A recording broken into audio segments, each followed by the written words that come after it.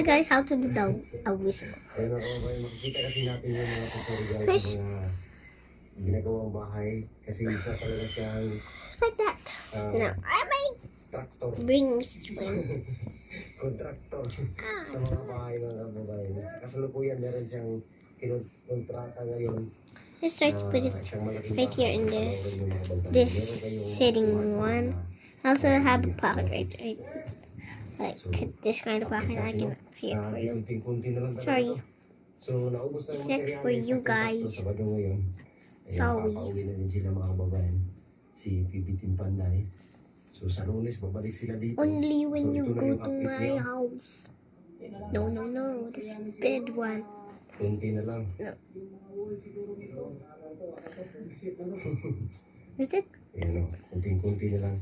Doon, kulang pa. So, dito, raining? malaki yung bintana. At dito yung terrace sa labas. Phew, is that raining?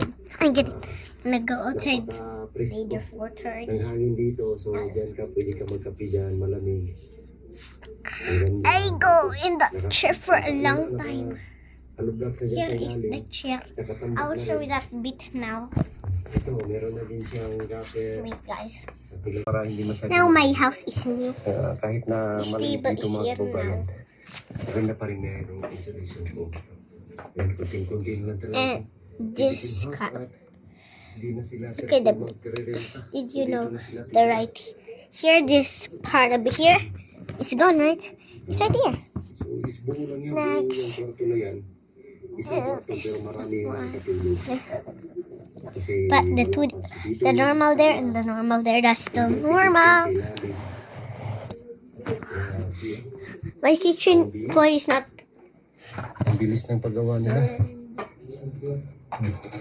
I'm an old lady.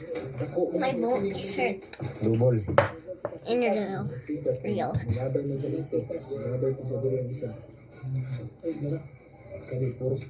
Had noise. Asmin is a connect.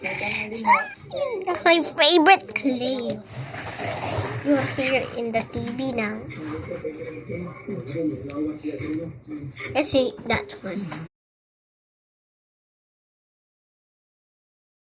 Meron na naman kami pakulo. That is the part. Sa nag-request po, sila Maylin, shout out po kay Ma'am Maya.